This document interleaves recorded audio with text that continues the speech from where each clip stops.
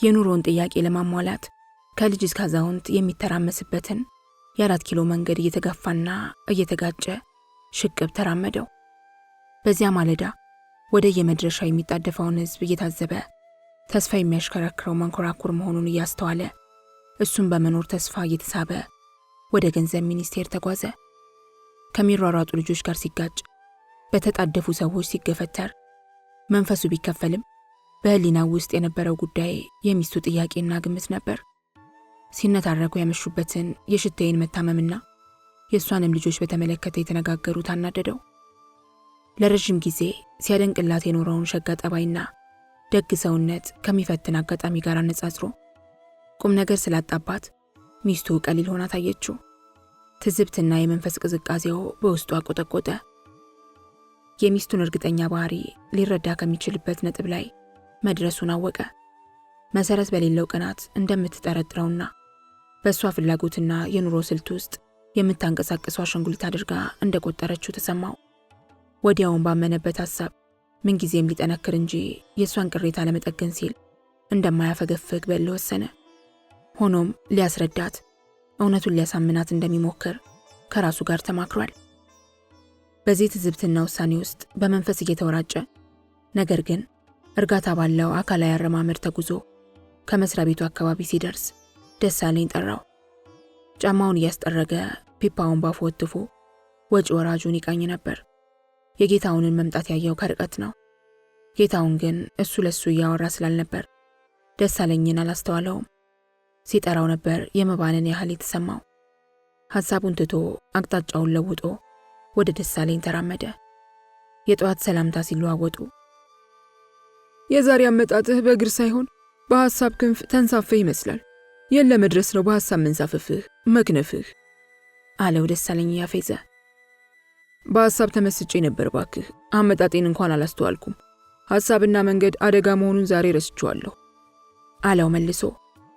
እኔ ልጥረግ እያለ እግሩ ስር የሚተራመሱትን ሊስትሮዎች አዘቅዝቆ እያየ ደሳለኝም ነገሩን በመቀጠል ያንተው ሐሳብ እንኳን በምክንያት ወይም ለውጤት እንደሚሆን ይገባኛል። ለማንኛውም ሐሳብ ጊዜና ቦታ ሊመረጥለት ይገባል አለው አግድም እንደ ዘበት እየቃኘው። ህሊናዬን ያላግባብ የሚደነቁል ሆኖብኝ ነው ባክህ አለ ጌታውን ባጭሩ። ቢሆንም ለችግርና ለትዝብት እንዳያጋልጥህ ለሐሳብህ ፊት አትስጠው። ለማንኛውም ዛሬ ከሥራ በኋላ ቆይታ እናደርጋለን አትርሳ አለው ጌታውን ጠንከር ብሎ። በጣም ጠቃሚ ቀጠሮ ነበረኝ። ያንተው ጉዳይ የሚበልጥ ከሆነ ግን እሰርዘዋለሁ። ጉዳይህ ምን ያህል ከባድ ነው? የደሳለኝ ንግግር ቀልድ ያመዘነበት ነበር። ጊዜ ሳንሰጥ የምንነጋገርበት አስፈላጊ ጉዳይ ነው። ውሎ ማደሩን አልፈልገውም አለ። ከጌታው መልስና ከሁኔታው አንድ ጠንከር ያለ ጉዳይ እንዳለ ተረዳ። ደሳለኝ ቀጠሮውን ተቀበለ። መጫሚዎቻቸው ከተወለወሉ በኋላ ወደ ግቢያቸው ገብተው ወደ የክፍላቸው አመሩ። ጌታውን ወደ ክፍሉ ከመግባቱ በፊት ታይፒስቷን ዘውዴን ቆም ብሎ አነጋገራት። የሽታዬን ጤንነት በተመለከተ ጠያየቃት። ከቀዶ ጥገናው በኋላ ፍጹም ጸጥታ እንደሚያስፈልጋት በመነገሩ ልታነጋግራት እንዳልፈለገች፣ ሽታዬም ለመናገር እንዳልሞከረች ነገረችው። የአንጎል ህመም ከማንኛውም ከባድ እንደሚሆን በመገመት ቅር እንዳለው ወደሚቀጥለው ቢሮ አለፈ።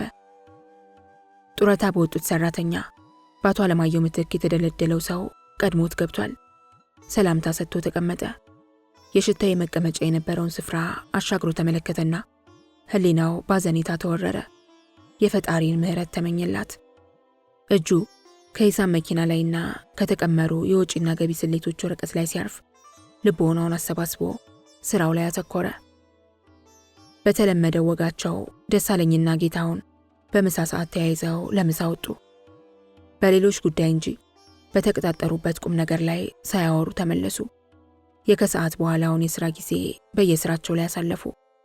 ለ10 ሰዓት ሩብ ጉዳይ ጀምሮ ቀስ በቀስ ግቢውን የሚለቀው ሰራተኛ ሙልጭ ብሎ ከወጣ በኋላ ጌታውን ከቢሮ ወጥቶ ለአዳር ሆስፒታል የምትሄደውን ዘውዴን አነጋግሮ እሱ ደግሞ የሽታዬ ልጆች ከትምህርት ቤት ሊቀበል እንደሚሄድ አስረዳት። የደሳለኝ መኪና ወደ ቆመችበት ስፍራ ሄደ። ደሳለኝ አልወጣም፣ ጠበቀው። ስለዘገየበት ጥቂት ተረበሸ። እንደ ቁም ወፍጮ ከወደፊቷ ቆልቆል የምትለውን ሪኖ መኪና ተደግፎ አሻግሮ ወደ ደሳለኝ የቢሮ አቅጣጫ ተኮረ።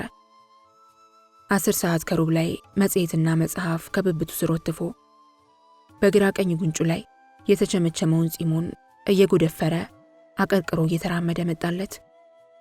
እየተቃረበ ሲመጣ ምን ነው አስጠበቅከኝ? አለው ጌታውን።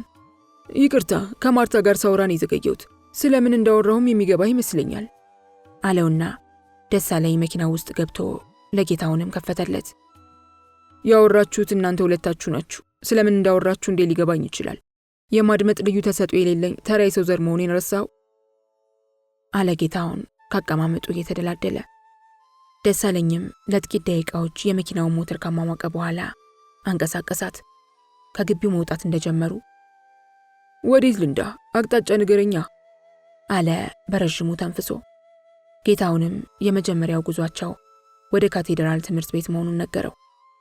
መኪናውን ለዚያ ጉዞ በሚያመች አቅጣጫ ነዳት።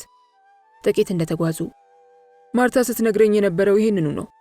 የሽታዬ ህመም ያንተንም ኑሮ እንዳያሳምመው እየፈራው ነው። ማርታ በዚህ ጉዳይ ላይ ጥሩ ስሜት የላትም አለ ደሳለኝ ስሞታ እንደተነገረው በመግለጽ። ጌታውንም ለጥቂት ጊዜ ያለ መልስ ቆየ። በዛ ምሽት ቆይታቸው በሁለተኛ ደረጃ ውይይት ሊያነሳው ፈልጎ የነበረው ጉዳይ አስቀድሞ በማምጣቱ ማርታም ነገሩን አክርራ በመያዟ እየገረመው ቅር ተሰኘ። የሽታዬ ልጆች ወደሚማሩበት ትምህርት ቤት እየተቃረቡ ስለነበር ደሳለኝ በጀመረው ጨዋታ ላይ ሊቀጥል አልፈለገም። ስለዚህም ዛሬ አብረን እንድናመሽ የፈለግኩት በሁለተኛ ደረጃ ይህንን ችግር አንስተን እንድናወራበት ነው። ማርታ በተሳሳተ ግምትና ትርጉም ውስጥ እየገባች መሆኑን አውቄያለሁ። ልጆቹን ቤታቸው ካደረስን በኋላ በሰፊው እንወያይበታለን አለ ጌታውን እየተንጫጩ የሚተራመሱትን ሕፃናት እያየ። ደሳለኝም ሐሳቡን ተቀብሎ መኪናውን ወደ መንገዱ ጠርዝ አስጠግቶ አቆመ። ከሚተራመሰው መኪና ጋር የሕፃናቱ ጩኸት ያስጨንቅ ነበር። ከዚህ ሁሉ ጥድፊያ መካከል መንትዮቹን የሽታዬ ልጆች ለመፈለግ ጌታውን ከመኪና ወርዶ ተሻገረ። በዚያ ቀን መጥቶ ወደ ቤት እንደሚያደርሳቸው ቃል ገብቶላቸው ነበርና ሁለቱ ልጆች እጅ ለእጅ ተያይዘው ከአንድ ጥግ ቆመው ግራና ቀኝ ሲያንጋጥጡ አገኛቸው። ገና ሲያዩት በደስታ ፈኩ። ቀይ ቀለሙ፣ ልባዊ ፈገግታው፣ ንጹሕ ፍቅሩና ርኅራኄው ተጣምሮ በገጽታው ጸዳል የሚታየው ጌታውን ለሕፃናቱ አልከበዳቸውም። ይልቁንም ከማንም በላይ አቅርበውት ወደውት ነበር። እሱም በሁለንተናቸው ተመሳሳይ የሆኑትን መንትዮች ገና ሲያያቸው አንጀቱ ይላወስ ነበር። ተራ በተራ ከምድር ወደ ቁመቱ ከፍታ እያነሳ ከሳማቸውና ከቀላለዳቸው በኋላ በአቅራቢያ ወደ ነበረው ኬክ ቤት ወስዶ ፍንድቅ እስኪሉ ድረስ የሚወዱትን ኬክ ገዝቶ ይዟቸው ወደ ደሳለኝ መኪና ተራመደ። ደሳለኝም ከእናታቸው ሕመም በኋላ ለሕፃናቱ ይጨነቅ ስለነበር እሱም ደመቅ ብሎ ተቀበላቸው። ደብተራቸውን ተቀብሎ የጻፉትን ገልበጥ ገልበጥ አድርጎ ተመለከተ፣ አደነቀላቸው። በመጀመሪያው ተርም ጥሩ ውጤት ካመጡ አዲስ ቦርሳ ሊገዛላቸው ቃል ገባ። በዚህ ሁኔታ ሕፃናቱን ካስፈነጠዟቸው በኋላ እጅግ ርቀት ወደ ነበረው መኖሪያቸው ወደ ፈረንሳይ ለጋሲዮን አካባቢ ይዘዋቸው ተመለሱ። ሕፃናቱን ከቤት ወደ ትምህርት ቤት ከዚያም ወደ ቤት እንዲያመላለስ ስለተዋዋለው ባለ ታክሲ አንስተው የሚደርስባቸውን የመዋጮ ክፍያ ተነጋገሩበት። ደሳለኝ ወዲያው የድርሻውን ለጌታውን ሰጠው። ጌታውንም የሚደርስበትን ጨምሮ ለታይፒስቷ ዘውዴ ሊሰጥ ለይቶ አስቀመጠው። ይህንን ጉዳያቸውን የተነጋገሩት በእንግሊዘኛ ቋንቋ ነበር። ከሽታዬ መኖሪያ ቤት እንደደረሱ ለሰራተኛዋ ምክርና ማበረታቻ አደራ ማጠንክረው ልጆቹን አበረታተው ቤቷንና ግቢውን እየቃኙ ጥቂት ጊዜ ቆዩ። ከሽታዬ ሰፊ ቤተሰብ ውስጥ ታናሽ ወንድሟ ከዘውዴና ከሰራተኛዋ ጋር ተራ ገብቶ ከሚያስታምማት በቀር ሌሎቹ በቀይሜ ታርቀዋል። በግል ውሳኔዋ ከየማነ ብርሃን ጋር የመሰረተችው ትዳር ያስቆጣቸው ዘመዶቿ ተቆጥተው ቀርተው ነበር። አልጠየቋትም፣ አላስታመሟትም። ጌታውንና ደሳለኝ ሲመለሱ የበረሩት የቤቱን አቀማመጥ ወደሚወዱለት ቡና ቤት ነበር። ጉብታ ላይ የተሰራ ቡና ቤት ነው። በተለይ በምሽት በዚያ ስፍራ ተቀምጠው ዙሪያ ገባውን ማየቱን መጨዋወቱን ይወዱታል። የሚመረጥበት ሌላው ምክንያት ለጌታውን መኖሪያ ሰፈር አቅራቢያ መሆኑ ነው። ሾላ በየካ ሚካኤል አቅጣጫ ገስግሶ ወደ አስመራ መንገድ መገንጠያና ወደ ላምበረት መራመጃ ሲደርሱ በስተግራ ያለውን ዳገታማ መንገድ ይዞ ሽቅብ የወጣ ሰው ከፍታ ላይ የተኮፈሰውን ቡና ቤት ያገኛል። ለጥሩ ትዕይንት በዋቂ የተመረጠ ቦታ ነው። ጉልበቷ የማይቀንሰው መልከ ጥፏ የደሳለኝ ሬኖ ዳገቱን ሳትቸገር ወጣችው። አብዛኛዋን አዲስ አበባ አዘቅዝቀው ከሚመለከቱበት በከፊል መስታወት ከሆነው ክፍል ገብተው የሚበላና የሚጠጣ አዘዙ። ረሃብና ጥማቱን ካስታገሱ በኋላ ሊጨዋወቱ ፈልገው ነበር። ጨለማዋን ፈልቅቀው ብርሃን የሚረጩት ልዩ ልዩ መብራቶች ከተማዋን ቋያ የተቀጣጠለባት ሜዳ ማስመሰል ጀምረዋል። የደራ እንቅስቃሴ የሚካሄድባት አዲስ አበባ የመኪና ጎማ፣ የሰው ኮቴ እንደተጣደፈባት ውሎ በምሽቱም ተጋላለላትም። ጌታውንና ደሳለኝ የቀረበላቸውን እየበሉና እየጠጡ ይህንኑ የማይታጎል የከተማዋን ሕይወት አልፎ አልፎ ይቃኙ ነበር። ለበጎም ሆነ እኩይ ተግባሩ አይኑን አብሶ ከየመጠለያው የሚወጣ ሁሉ ሲማስን ውሎ ከጉያዋ ሲጠለል መከወኗ ሁሌ የሚገርማቸው ነበር።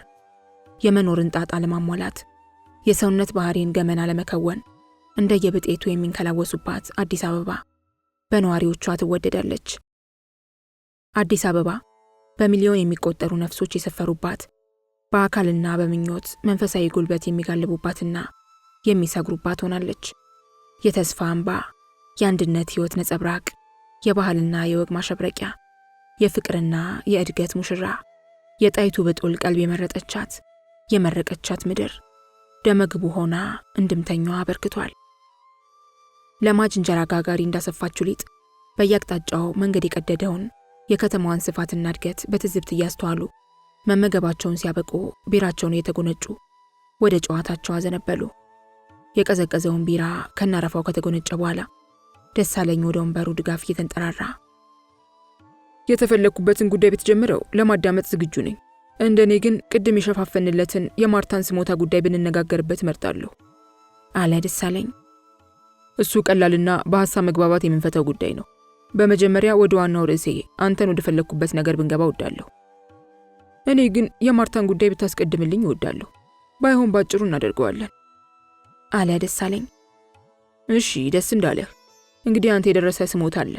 ከዚያ ተነስተን እንወያይ። ምንድነው የነገሯ ጭብጥ? ምን ተበደልኳለች?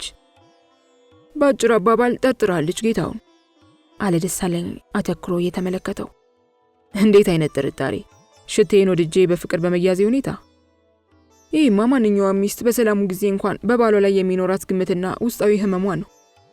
ሌላ ምን ጥርጣሬ ሊያድርባት ይችላል ታዲያ? አለ ጌታውን ተገርሞ እየሳቀ። የእነዚያ መንትዮች ልጆች አባት አድርጋ ደምድማለች። ምን? የሽቴ ልጆች አባት አድርጋኝ? ካላበደች በስተቀር ይህ ባዶና ከንቱ ግምት በማርታ ጭንቅላት ውስጥ አይገባም። ከልቧ ነው አነጋገሯ። ይኸው ነው ጌታውን፣ ያንተ ቀናነት ዘወትር ለኑሮ እንቅፋት ሲሆን የማየው። አንተነትህን በትክክል የሚረዳ ሰው አላየውም። ስለዚህ ሌላ የህይወት እርምጃ ዘዴ ብትቀይስ የሚሻል መሰለኝ።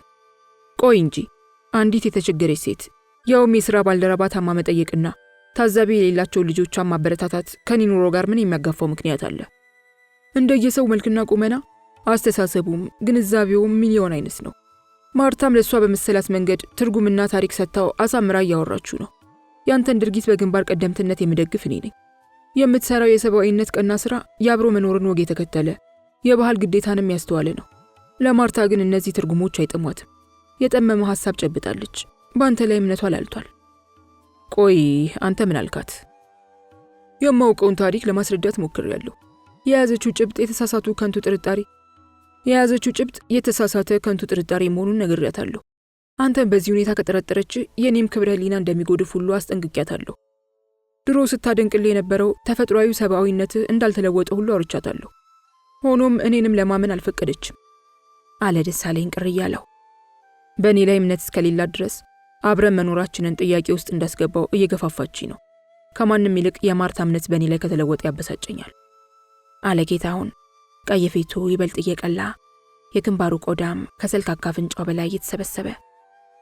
አብሮ መኖርን ጥያቄ ውስጥ የሚያስገባ ነገር አይኖርም። ከዚያ በመለስ ማድረግ የሚቻል ቀላል ነገር ይታየኛል። የምታደርገውን አድርገህ የምትረዳውን ረድተህ ማለቴ ነው።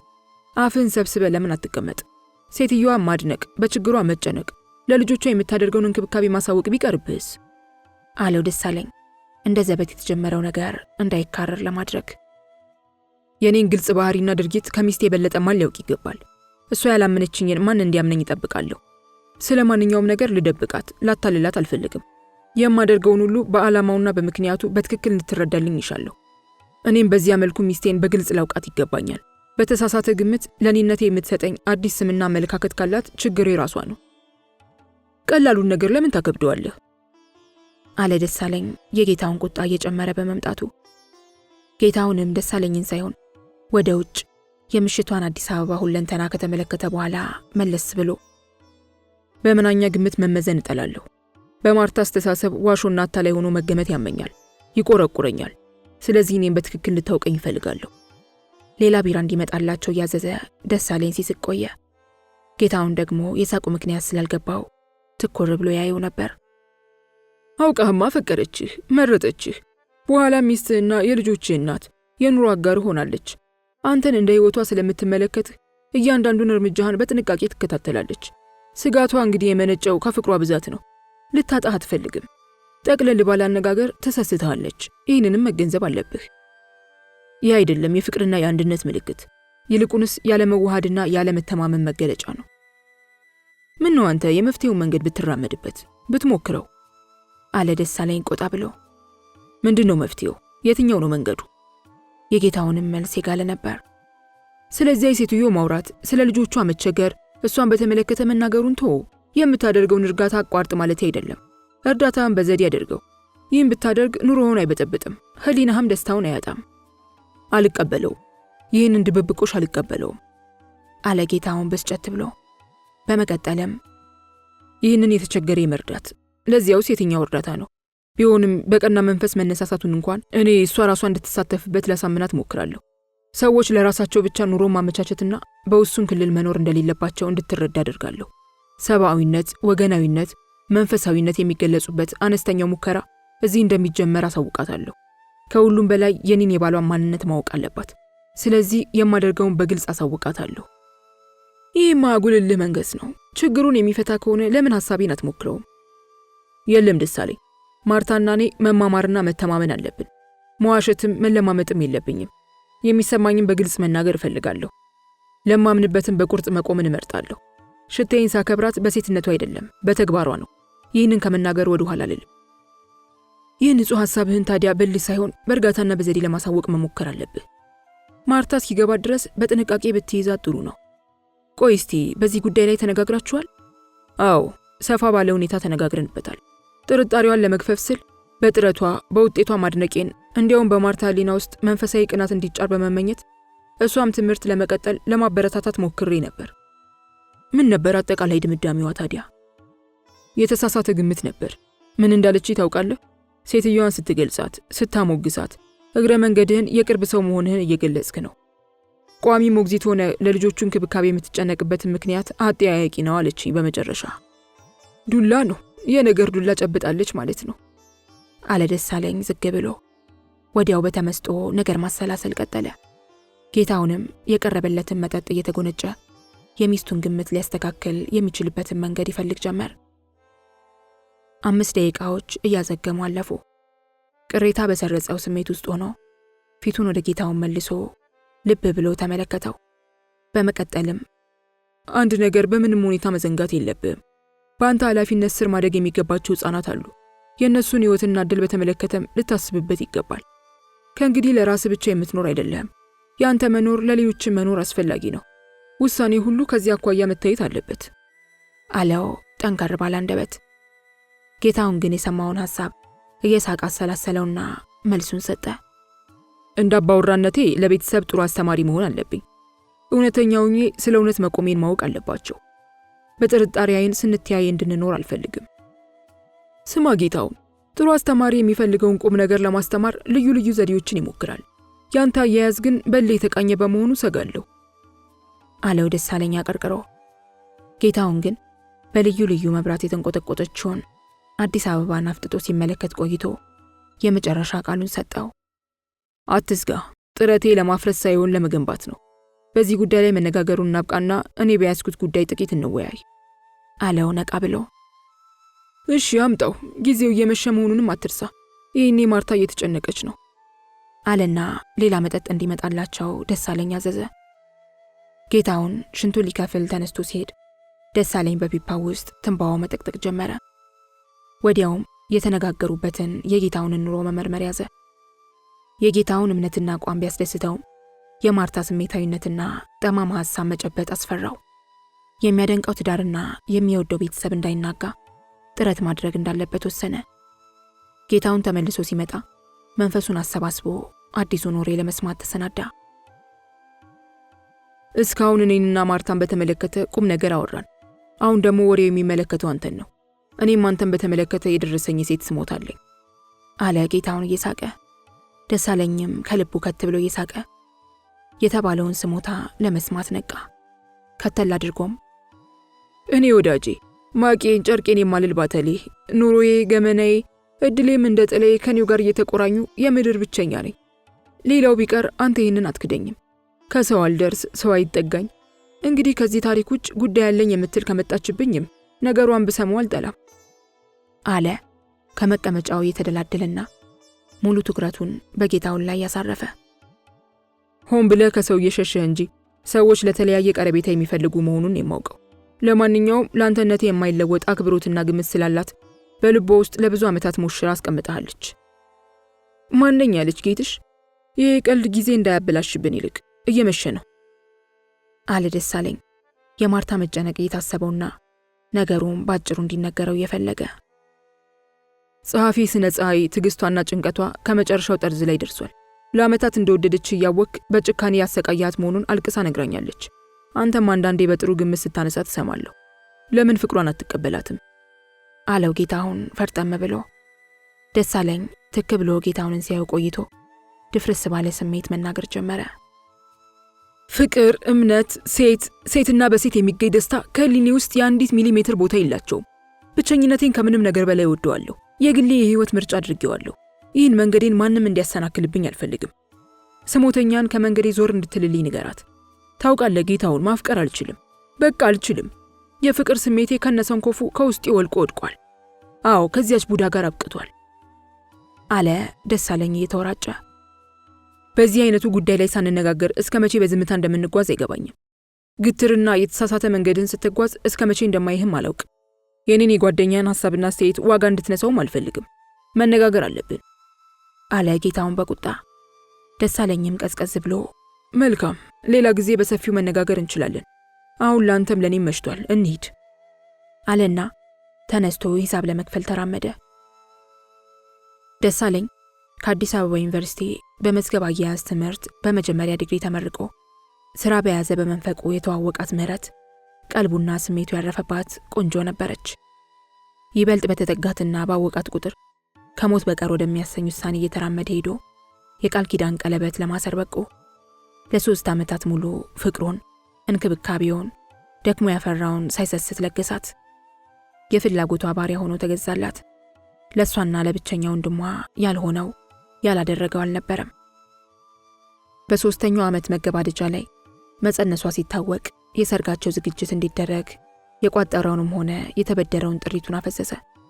የሰርጉ ጊዜ 15 ቀን ሲቀረው ሙሽራው ተሰወረችበት። ወንድሟም የውሃ ሽታ ሆነበት። ያኔ ለደሳለኝ ሰማይ ተደፋበት።